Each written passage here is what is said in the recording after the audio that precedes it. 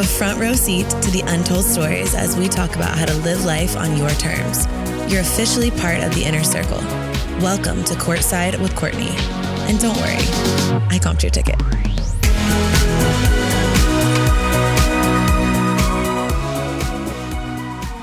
Welcome back to another episode of Courtside with Courtney. Today we have Eleanor on the podcast. I am so excited. I want you to give a little intro, a Reader's Digest version of you. Let us know, for the people that don't follow you and don't know who you are. Obviously, you're an incredible photographer.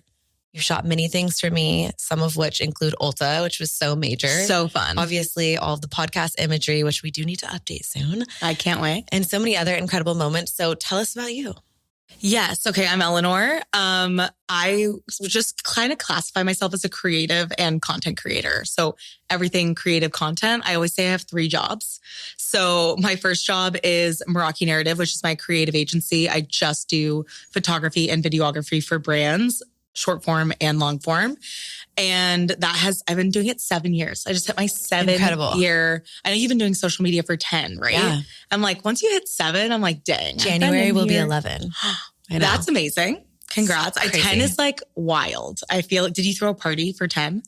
I didn't really have a party, but I feel like I definitely celebrated it. It was one of those things. I just feel grateful to have that longevity. Longevity is so key. Most companies or creative industries don't make it past 3. So there you go. That's a big thing. So that's my first job, technically. And then I started a golf club that has turned into a legitimate business. Incredible. Which is called Hot Girl Golf. It's all community-based for women in golf. Started by a beginner for beginners. And I just think golf is having its moment. We were mentioned in the Washington Post earlier this year, which was amazing. And a couple different publications like Tribeza and different ones around the city. And so that's been awesome. We sell out every one of our events. So cool. It's crazy. I feel like golf to me and tennis are lifelong sports. Yes. I really want to get into one of them, but I do feel like it's one of those things that feels really intimidating if you haven't yet done it. And so that's genius. Especially, I feel like golf has always been a men's dominated sport. And so tennis, I've seen more women in. Golf, it's if you go to a golf club, it's 95% men. Yeah, and it's for sure. Just crazy. So creating that safe space for women is really key. So that's been amazing. I want to expand that to Dallas, San Antonio, Houston within the next year. Pray for me. And then lastly, I'm an Austin content creator, which I started doing for fun because I create content for my agency. Why would someone pay me to do content for them if I can't do it for myself? Absolutely. And I got a manager a year ago, which is crazy. It's been a year, and I've made more money on that in the last 2 months than I have on my business, which is crazy. That is crazy. On the photography business? Just social media content. Incredible. I was just I didn't even know how much money is in it. And it's been really cool to work. I worked with T-Mobile. I worked with Joyva for the Alex Cooper when she came to town. Yeah. So that was really fun. A couple big projects that were awesome. So yeah, I want to talk about that too, because I think it's so interesting. People think that you either have to have a really big following to make money, or you have to be doing something super specific. Whereas I feel like there's actually, at this day and age, it kind of was that way when I started, but now I feel like there's micro creators, macro creators, really large scale, small scale, sort of everything in between. It can be food content. It can be interior design. It can be fashion, beauty. There's a little bit of everything. And I think too, which I've talked about on another episode, there's so many other roles, even within this career. It's obviously on my team alone, it's I have an agent / manager. I have a Kirsten, I have an Audrey. And I think, again, even if you're interested in working in the space and you don't want to necessarily be the person in front of the camera sharing your life, because that is not for everyone. There's so many other things you can do in the space, which I think is really cool. 100%. And I also feel there are some content creators that can have the same amount of followers that make triple another creator just because they're more marketable, because they talk about maybe they're more niche. I know Allie was talking to me about a podcast that she's working on where they're doctors, or I know Danielle, my friend, she's allergy specific.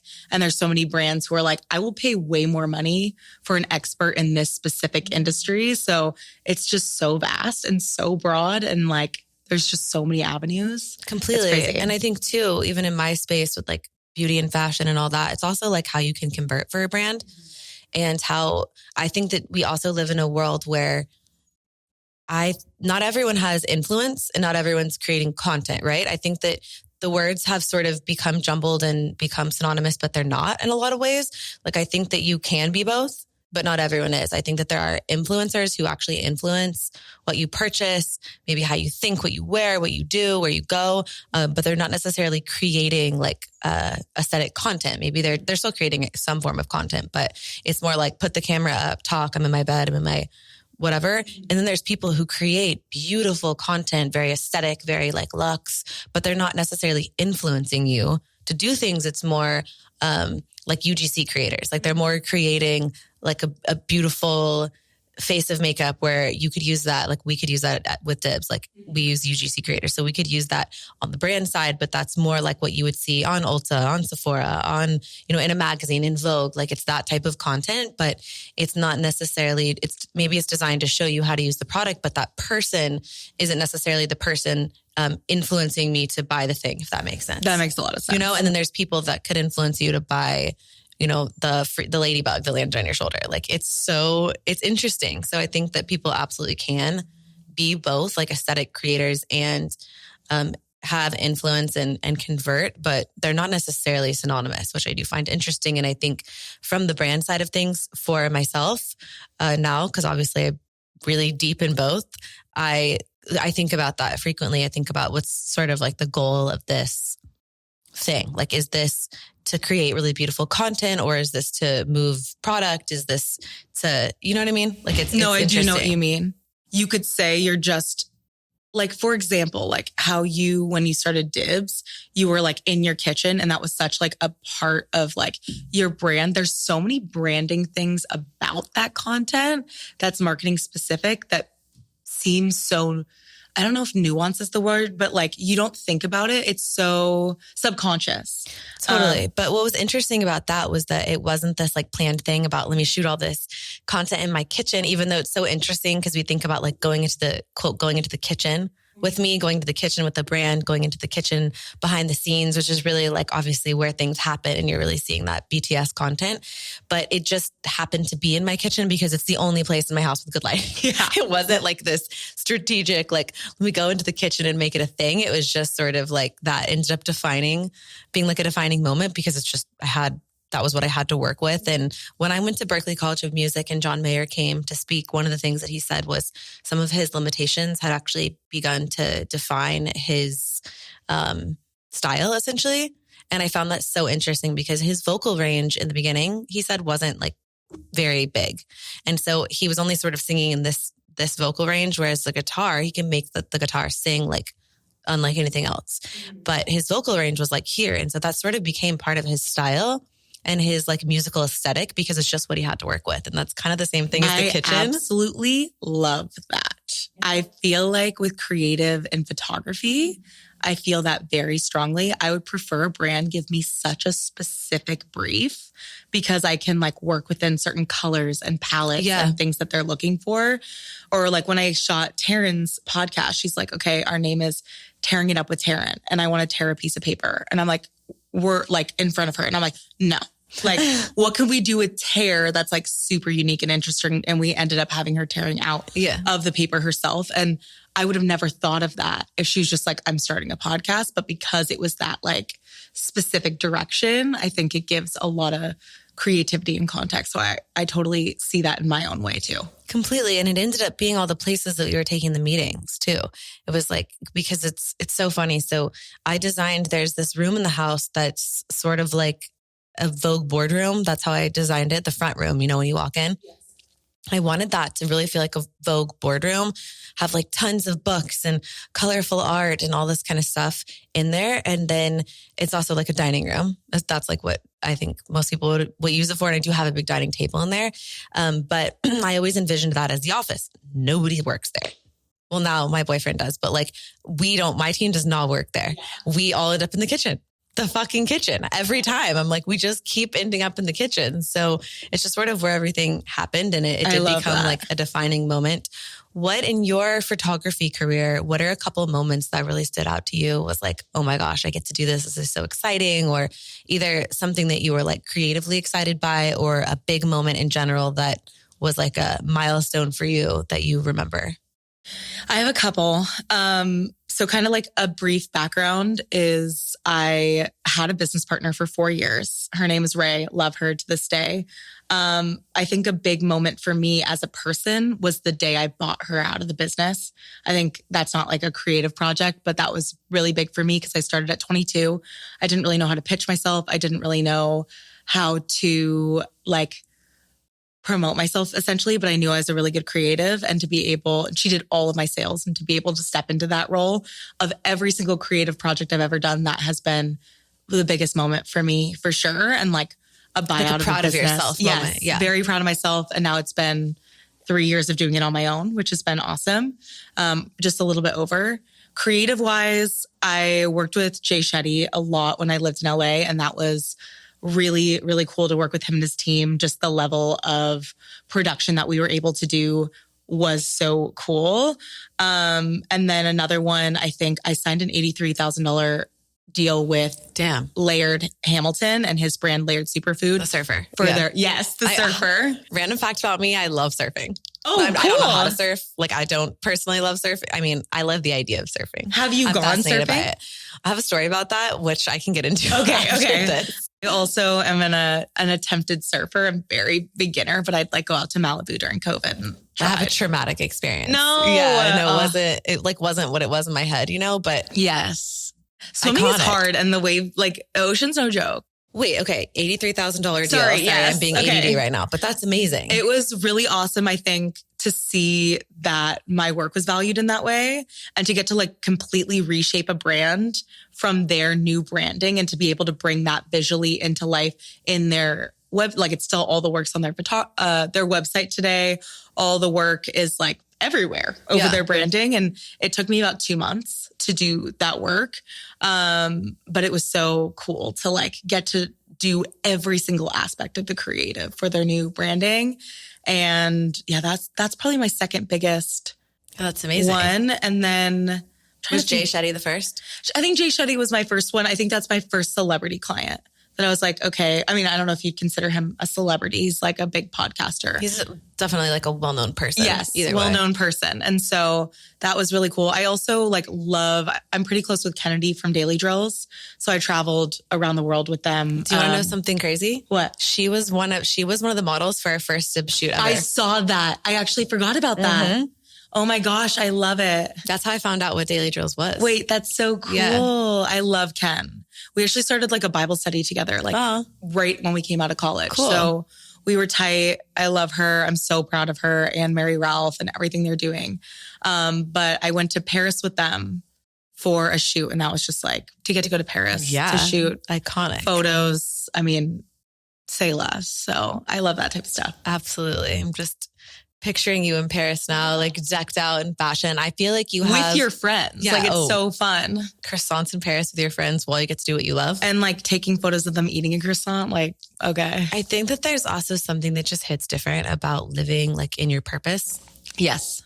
You know, how do you find purpose in what you do, or what do you feel like gives you purpose to stay motivated and stay creative? And that's a great question. I feel like because I have 3 different jobs, you know how with people, you have different people in your life that fulfill something different within you. I feel like that's my 3 creative endeavors. So Hot Girl Golf is really community based, and it's like bringing girls together, being able to create that space for them to meet new friends, and then watching them go play together outside of the club. Also creating a safe space for a sport for women that they wouldn't feel safe stepping into otherwise. Like, so much purpose there for me.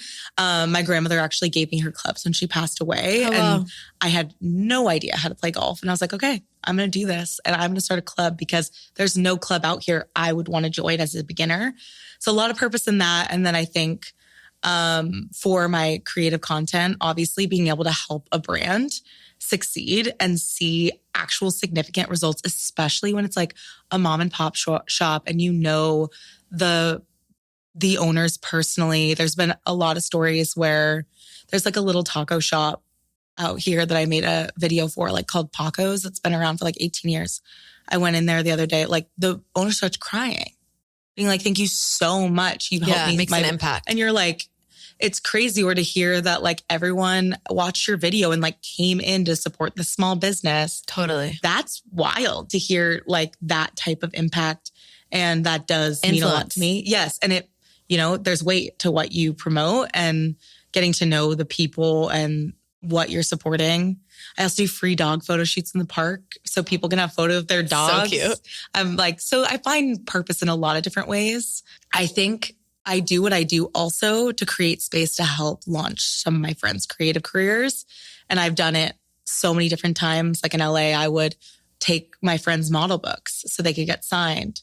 I'm taking like Allie's podcast shots. I've taken my boyfriend's acting headshots, like so many different things where I'm like, I can use this skill set to elevate the people around me. And that's the best. Yeah, super gratifying, especially like doing it for, like you said, in Hot Girl Golf and all these other things, like people that you maybe know and don't know yet, and like creating that community, but then getting to do that sort of closer to home with people that you do know is amazing for sure. I mean, Allie and I obviously also get to work together, and it's like so gratifying it's just fun too. We called each other this morning on the way in. We're like, what a good way to start Monday. I can't wait to see you. Like, it's fun. And I think too, it's always a nice reminder that I think if you surround yourself with the right people, and I'm like getting chills saying this, I feel like whenever I say something that I know is like really true, like rooted in truth and like resonates, like I always get those like little arm chills right now. Allie said she's getting them too.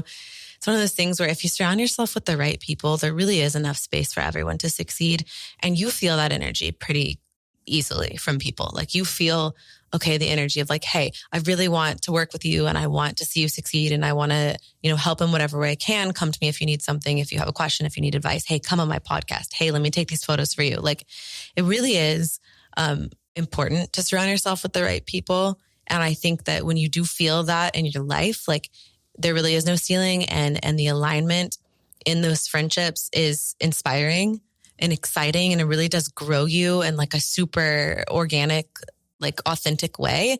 And I think that then everyone sort of rises like together, which is really cool and inspiring. And I think that unfortunately there are a lot of people who don't harbor that sense of community and like genuine love for people. And those people, I think whether they're successful or not now, I think to me, those people will ultimately always at some point have like that fall from grace, become unsuccessful. Because I think, first of all, there's a whole other conversation that I was having with my boyfriend the other day about like being a successful person in general. And I've really been putting a lot of thought into this lately, because I think that the world says that success is like, defined by how much money you have in your bank account and what does your house look like and how do you look and like what's your aesthetic and what's in your closet. And while those things can be fun, that is not what defines success. And that is not what defines a successful person at all. To me, what defines a successful person is how do you treat other people? 100%. How kind are you? How helpful are you? How do you live in the world? Because I think at the end of the day, this is a little bit morbid, but at the end of the day, we're all going to die. Like we all end up, clocking out of life at some point. And I think like at the end of that time, who's there? And can you genuinely say that you made a positive impact on people? Like it's what kind of friend are you? What kind of family member are you? What kind of, partner are you? What kind of mom, dad, coworker, anything really? Like, how are you as a human being? To me, that is what defines a successful person, not the amount of money in your bank account. And hey, guess what? I walked in today with expensive jeans and a Louis Vuitton. And I'm not saying that shit's not fun. I'm just saying don't put value in it. Because at the end of the day, it's not actually what matters. And I think that when you surround yourself with successful people from that lens, you will all eventually become successful in a career way as well. But I think if you surround yourself with people who are only successful in a monetary way, there is a good chance that those people don't necessarily always have your best interest at heart if they're not successful people in a people way. And eventually that that's a harsh reality, you know? And I think that that's like something that I've really put a lot of thought into the past year is like surrounding myself with successful human beings. I love that. I absolutely love that. I could not agree more. You are who you surround yourself with. That's like one of the most common phrases, but I've been thinking about that so much lately, especially because I've been like throwing parties and different things. And like I do a lot of gatherings, and you can have the most elegant, beautiful wedding, let's say. But if the people there suck, the event is horrible. Oh, yeah. And like vice versa, you could be at the grungiest dive bar, but if you have the most fun people in the world, the people that fill up your cup, the people who are positive, the people who are going to pour into you, it doesn't matter where you are in life. It doesn't matter where you're sitting. You're going to leave that experience more fulfilled and happy. And I've been thinking about that a lot more in like the spaces that I go into. It's like, am I going to come out of here a better person? Am I going to come out of here more fulfilled, more inspired, or am I going to be drained? Yeah. And it really is. If you don't know who those people are in your life that are filling you up, and obviously that has to be mutual, that you're filling up as well. And the people that are draining you, pay attention to how you feel when you leave. Yes. Because if you leave and you're like, oh my God, I'm exhausted and I need to go home and rest and I can't do anything social for days. It's like, that's probably not someone that's having a positive impact on your life. And also being mindful of the way that you're showing up for other people. I also think it's okay to not be like everyone's cup of tea. I also think it's okay to not have everyone in your life all the time. Like if you can't show up in a positive, supportive way for someone else, like it's probably not a person in your life. And if they can't show up for you, then, you know, I think that's also okay. But I think it's so important to be mindful of the way that you show up for other people and how other people show up for you. And then you dictate things accordingly, you know? Yes. It's major. I'm working on trying to not be everyone's cup of tea. Yeah. I think some of that comes with age. Yeah. And experience, and having like a couple of experiences where you recognize too, that no matter what, you can be the kindest person in the world. And there will always be people that just don't like you, whether they're like completely committed to misunderstanding you, or they're jealous, or they, you know, their friend said this about you because they want, like, who the fuck knows? Who the fuck cares? It's like, you can't go in and alter someone's experience of you if they're committed to having that experience, you know, a certain way. Absolutely. And some people just want to be miserable. I think I've had to really learn that too. And it's like, here's an example. I don't like scary movies. I do not like scary movies. So I could go into the nicest movie theater in the world and have the best meal and the best snacks and the comfiest outfit and, you know, all these things. And you'd be surrounded by people that I really love. And like, I'm not going to like it because I don't like scary movies. And like, that's okay. Not everything is for everyone. But I think too, based on going back to the successful person conversation, I also think it's important to remember that so much of what we're often drawn to about people is actually not necessarily physical. Yes. Right? Like, I think that that's like something off rip that people think. But I think at the end of the day, you can be the most outwardly beautiful physical person. And if you are ugly on the inside, you're going to be ugly. Yeah. You're still not going to be fun to be around. You're still not going to be, you know, you're just not going to be beautiful at the end of the day. Yeah. And then there's some people I want to like knock and be like, is anyone home? Like, yeah. hello. Yeah. and also like you can be some of the most beautiful, hands down, like knockout people are like the most insecure frequently because they were raised to value the way they look and not. Like, I think an awkward stage growing up is a good thing. Yeah. I didn't think so at the time, but now I look back and I'm like, man, my middle school awkward You're like, I have such a good personality. Did me well, you know? I learned to be funny. Yeah. But I do think like it opens up a broader conversation about like what success is actually defined by, because I think that the world has it a little skewed. Absolutely.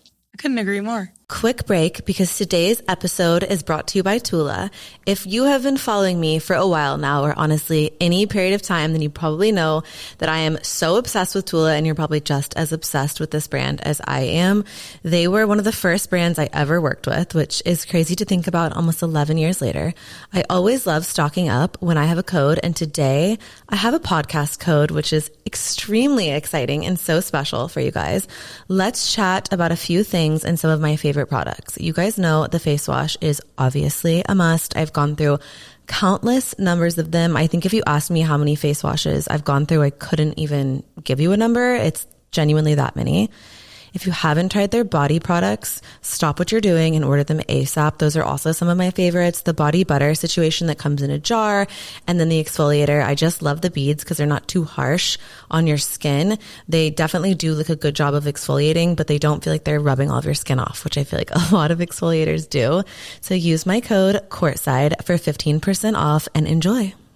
Speaking of aesthetics in a positive way, I think that a part of being a creative is learning how to externally like output your creativity and like the way that you show up. So maybe that's content you're creating. Maybe that's how you decorate your house. Maybe that's the outfit that you wear.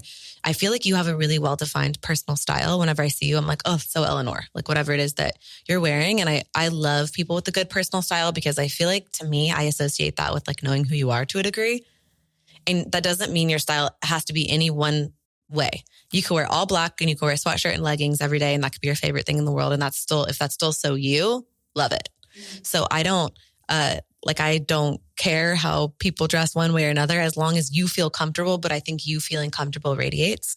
So what are a couple of things that you feel like helped you find your personal style and aesthetic, and maybe like tips that you can give for other people if they're struggling with how to find that? I love this question. Something that I do a lot, and I think will help a lot of people. I think where people struggle is they get caught up in the trends and like what's trending, and like, let me click on this link that like a person to buy exactly like carbon copy of what they wear and what they do. I think that gets really dangerous. I think that the thing that's helped me the most is thrifting and eBay. I'm like an eBay fiend. Like I love to find a really niche item on eBay. So like last season, it was hand knit sweaters. I remember your hand knit sweaters. I was in on it, and I was like, how can I find something that is so unique, like a statement piece? So I found this one sweater that is from the first golf course ever. And it has like two little holes for your teeth. And then it has like a little clicker, and it's gorgeous, like bright blue and white, hand knit. And I'm like, this is so cool.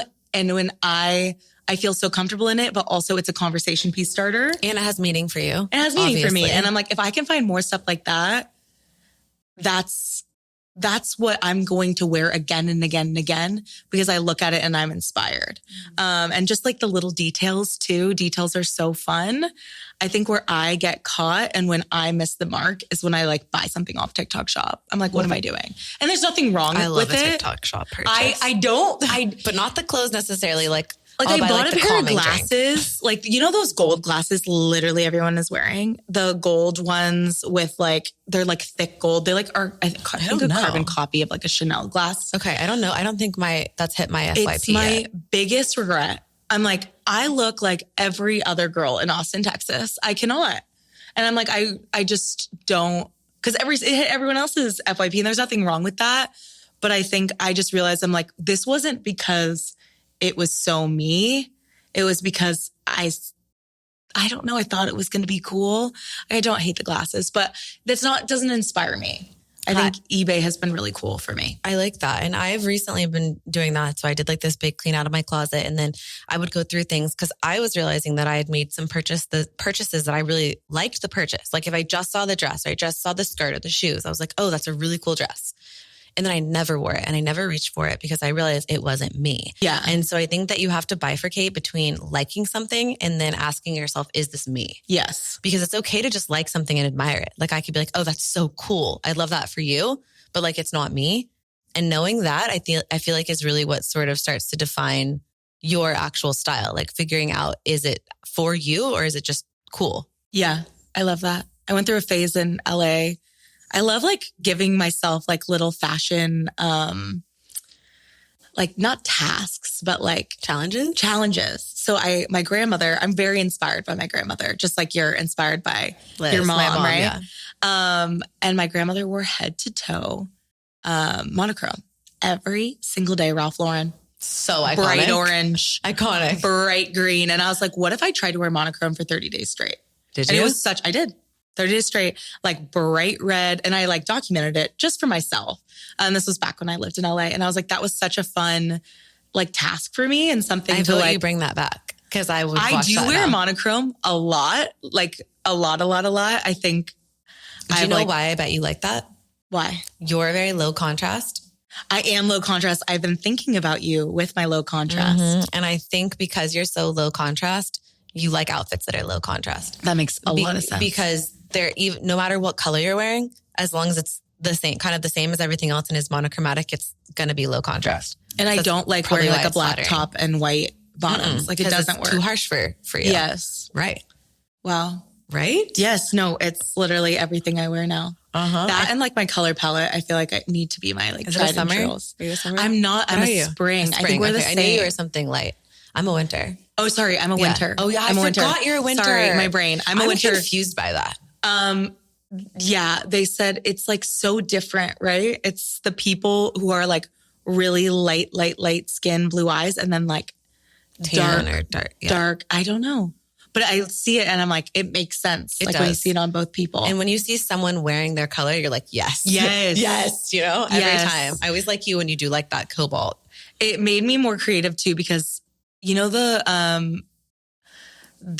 How to Lose a Guy in 10 Days, the yellow pastel dress she wears. I realized that was one of my colors. It's probably one of your colors too. And I was like, I would have never bought it for a wedding. And I bought it for like a wedding to attend. And I was like, I'm obsessed. It makes sense though, because if you think about it, it's okay, Kate Hudson from How to Lose a Guy in 10 Days. It's also Belle from Beauty and the Beast. Yes. Wait, that makes so much.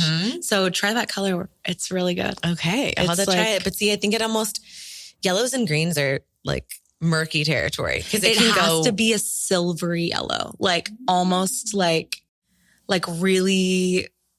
So I have to send you the palette. Like it's a very specific yellow. Like you can't go into mustard. No, no. You know who I like those kind of colors on is Carly. Yes. No, she's like my only autumn friend. I don't really know many autumns.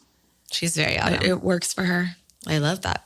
Photography tips, if someone's starting out, that you could give for new, beginners. I love it. I'm actually coaching one of my best friends to be a photographer at the moment. She's a mom and she wants like a job that she can go and take photos of people, etc. And so I think a portfolio is a really big thing. Like you can't just go out and be like, I'm ready to go. If you don't have any pictures to show for yourself, no one's going to hire you. And so you have to take free work.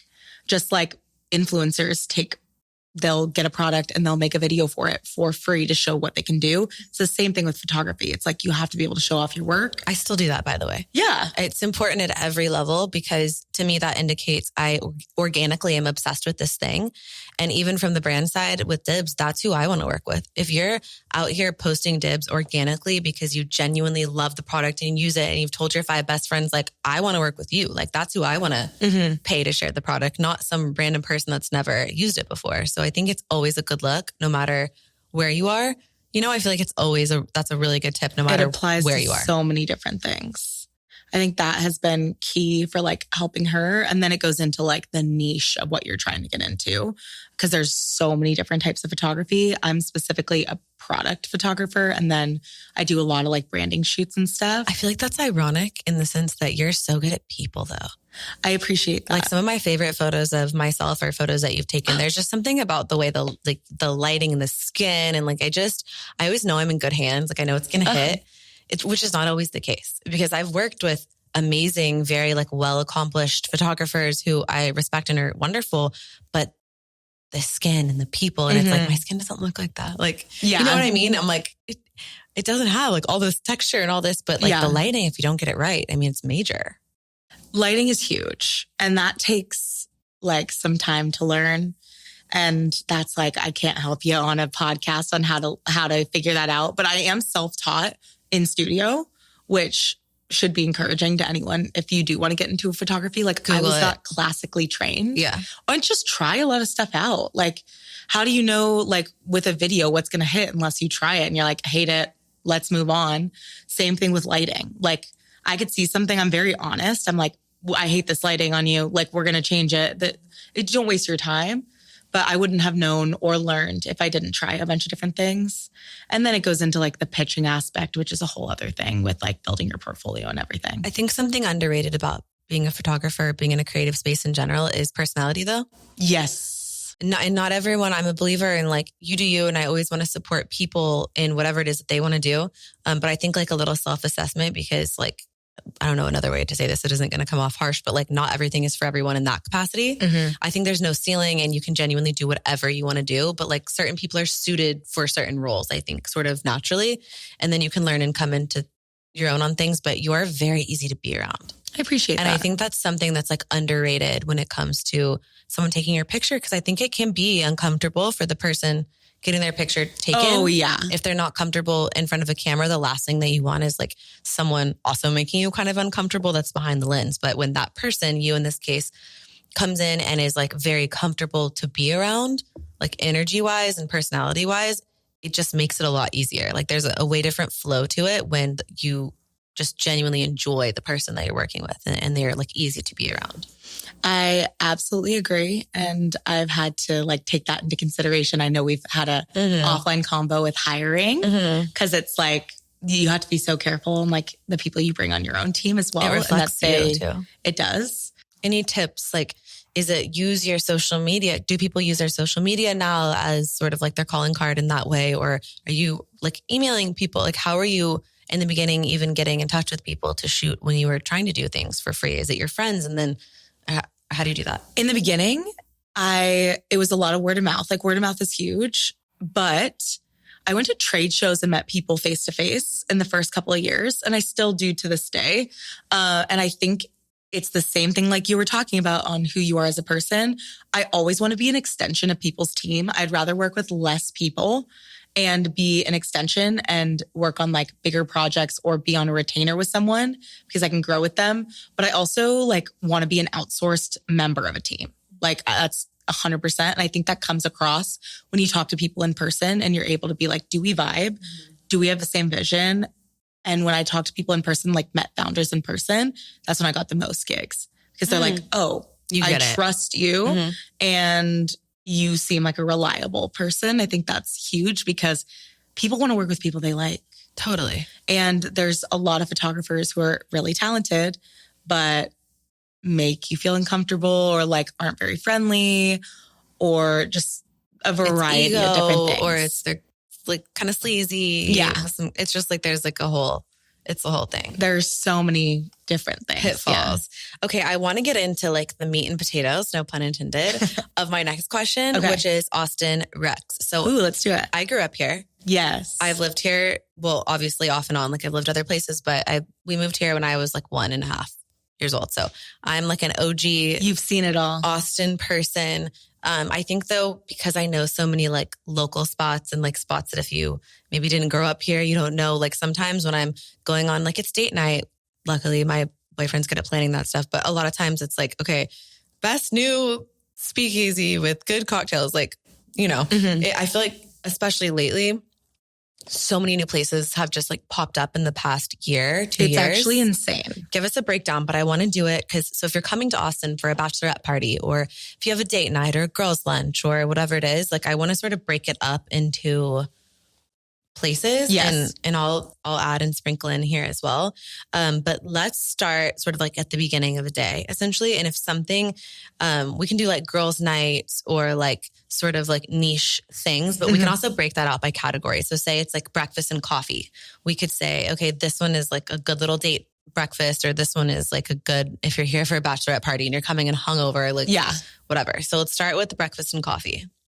I think my favorite breakfast in Austin is still Paperboy. I still think it's like a tried and true. There is a place next door called Poeta that's really cute too and kind of new. And I tried it. I was really impressed.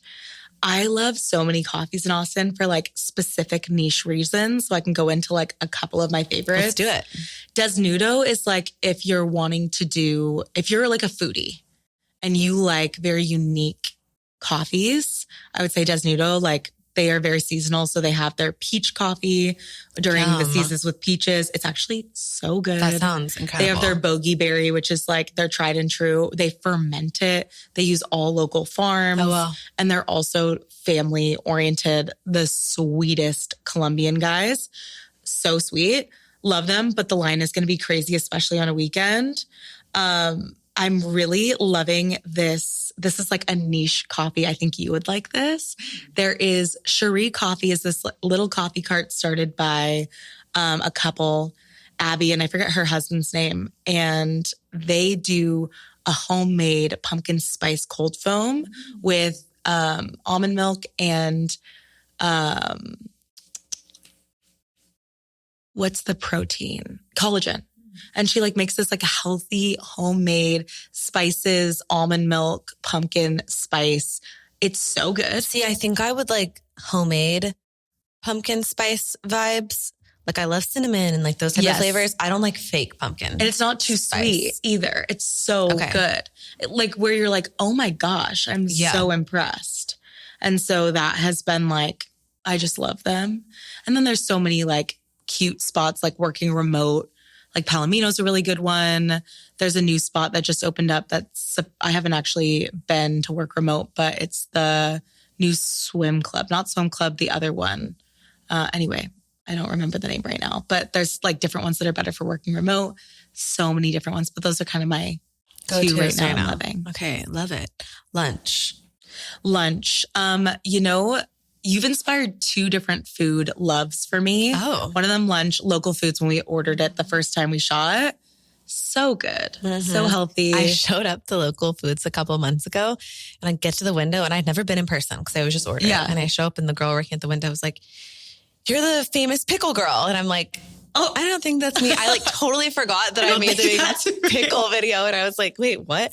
And then she was like, "No, like you like make videos." And I was like, "Yeah, okay, like that's me." But she was like, "And you did like a whole video about our lunch and our pickles." And I was like, "Oh, that is me." Yeah. But when she said that, she was like, "You're the famous pickle girl." And I was like, "That's not me." And then, wait, that's hilarious. Yeah, it was really funny.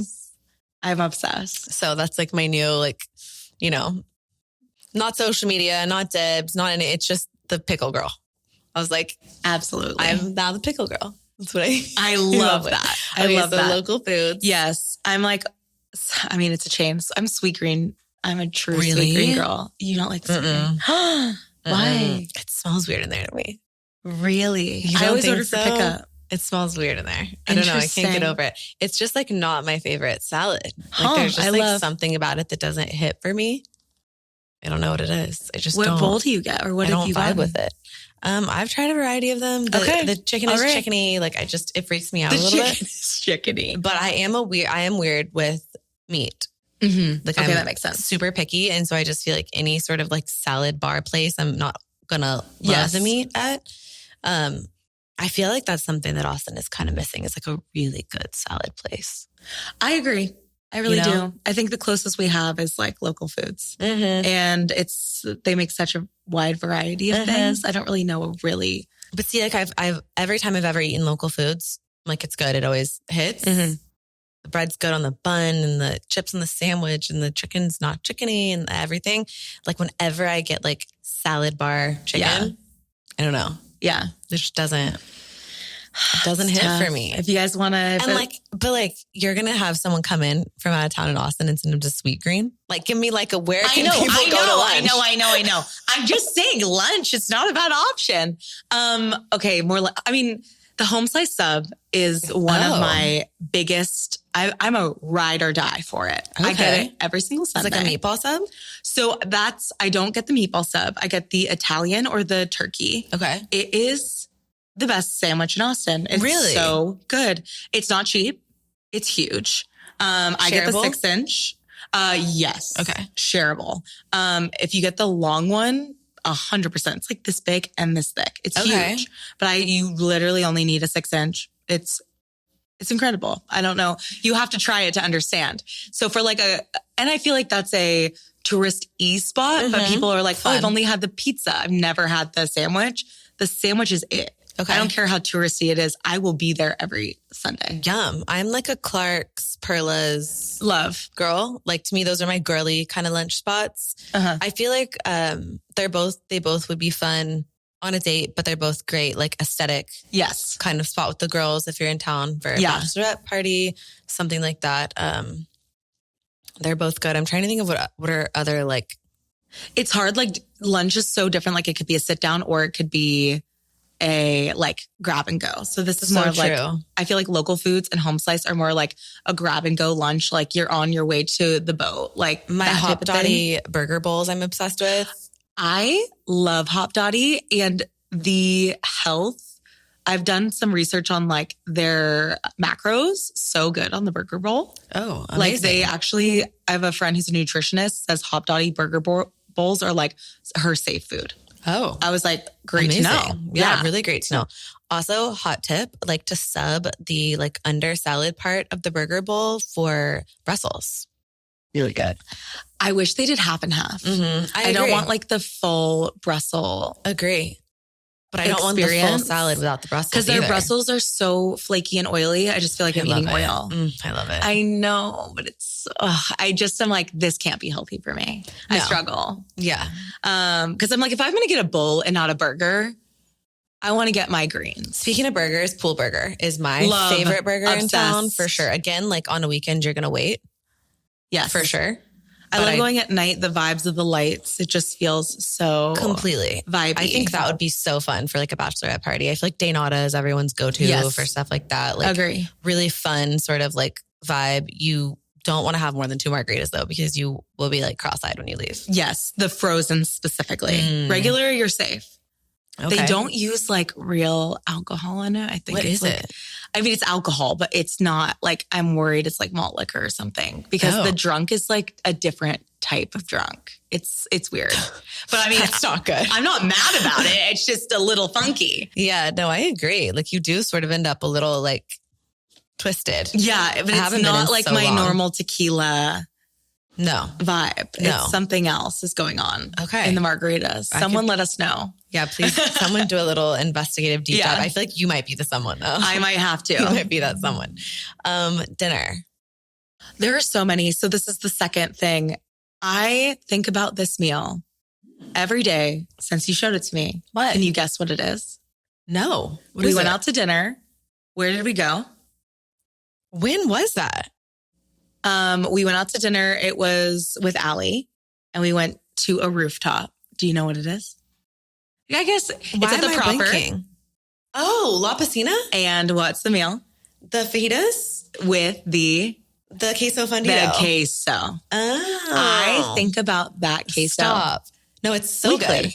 And it is so good. And I would say 100% needs to be tried for dinner. It's I so agree. good. And you can share it. It's such a good I like shareable. to get like half steak, half chicken. Obsessed. One of my absolute Austin favorites. I also love, because again, I think that that's like a great date night, could also be Yes. great like with the girls. Like, I mean, all these places I guess are kind of interchangeable in that way Yes. because it's, you know.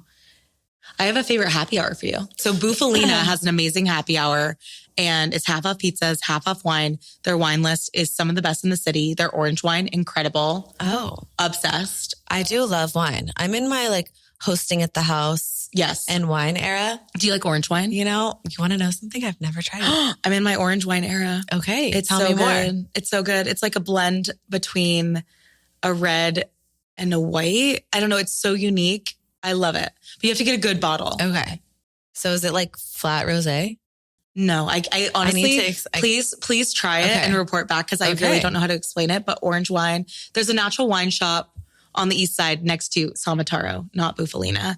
That's so cute. And they have really good orange wine. I'll have Okay. to get the name of it. Yeah, for please you. do and text it to me. So Okay. I can It's try worth that. it. Okay. I want to do like a little rapid fire. Yes. Best if you had to pick only one spot for the following: date night, dinner. That's so hard. Got to pick one. Okay, the only one, I'll just say the first thing that comes to mind, birdies. Okay, date night, cocktails. Trona, Girls' night, powder room. girls' night, cocktails. Or would it be powder room? Girls night dinner. cocktails, powder room, new spot, kind of fun. Mhm. They do take your phone. They do take your phone. So like safety on date, maybe not. Mm-hmm. Oh, But yeah. girls night, very fun. It's like the only, why I say girls night and not date night is you dress up. Like it's like one of the only places in Austin I feel like you can wear a dress and like get super cute and it's like normal. I would also say Sammy's is really Sammy's, great yes. for dressing up. La Piscina. I do think you can dress up Yes. for those spots. I'm trying to think of what else is. Have you been to Powder Room yet? I have been to Powder Room. Yeah. Did you like it? I did like it. Yeah, it's cute. We went, I've been with friends, and then my boyfriend and I went one night going somewhere else. And so it was like sort of a quicker in and out. Like I had a drink. Did they have the DJ with the live music? I don't think so. Because I want to say it was like a Thursday or something. Got it. They have a DJ, but then they have live saxophone or live guitar on top of the DJ. And I just love that aspect of the live music there. Very unique. And I think that that's just like a cool vibe. Okay. So I do like that a lot. Do you guys cook at home? We do. I go out to eat too much, clearly. Do you guys you live together, don't you? We do. How's that? I love it. We actually just signed a lease on a house. Oh my gosh, congrats. So he moved into my apartment, which was awesome. He used to live with his brother. And then we're getting a new house. Amazing. Yeah, congrats. That's so exciting. Okay. And then like cliche things you'd skip. Franklin's. I went, it's amazing. But like, if you're going to come to Austin, do not wait 4 hours in that line. No. Do you have a barbecue alternative rack? I mean, I feel like everyone goes to Terry Black's. It is a good vibe. There's also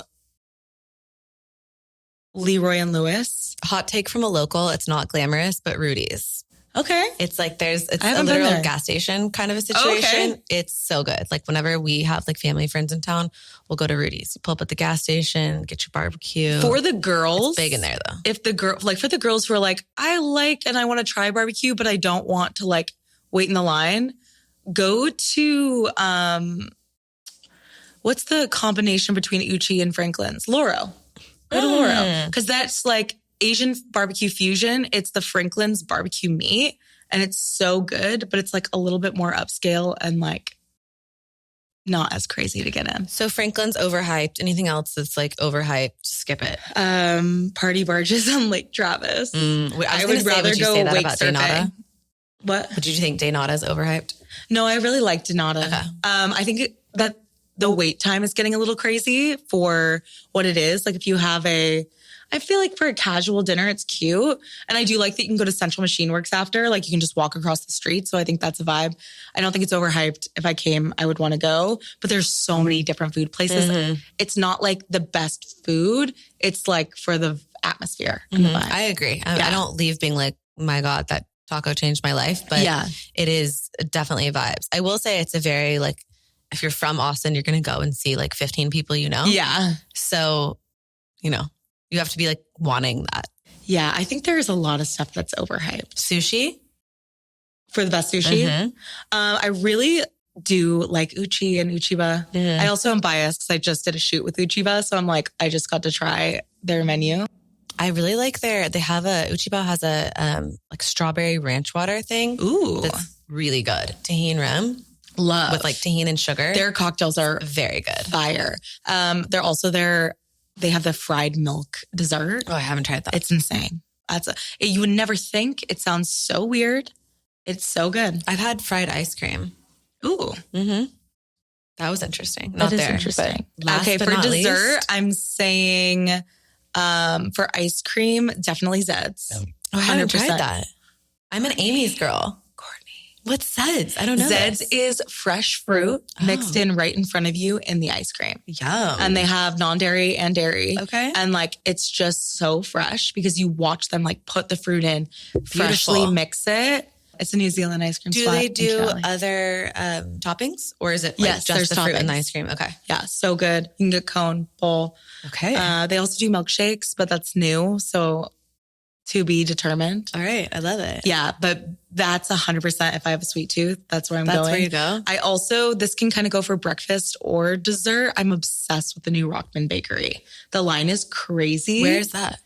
It's Rockman? On the east side. Yeah, it's Rockman. Okay. She's a phenomenal pastry chef. She has a lot of like sweet croissants. Okay, my thing though, I wish more places like that were open later because I just feel like the 3:00 slump is when I want the morning bun. I want the cookie. I want the extra coffee. Like that's sort of what I'm craving, that kind of thing. I don't love super sweet in the morning, but then I want that. And so I almost wish like stay open till 3 for me. Like I feel like this is what they have cocktails there. So I feel like they would, but I think they just sell out every day. That makes sense. And maybe I'm like, wait, maybe a month or two and see if they slow down. But for like the sweet treat vibe of a croissant, they also have savory and they have rip and dip bagels with like homemade schmears. Okay, now I'm craving like 800 things. It's really good, but I'm like literally on their store, it says gluten, butter, alcohol. Like it's not healthy. I mean, my thing is like, look, if I'm going for like a pastry and like a rip and tear bagel, I'm not trying to be healthy. I'm just like, and own it, enjoy it. There's a place for it. I love it. Absolutely. Well, thank you so much. Yes. This has been really fun. Let us know where we can find you. On Instagram and TikTok. I have like 500 different accounts, so I don't even know. But I guess my personal is ATX with Elanor if you want to follow the Austin fun stuff. And my agency is Meraki Narrative. Incredible. Thanks so much for coming on. Thanks, Courtney. This is fun. Bye, guys. Love you. Bye.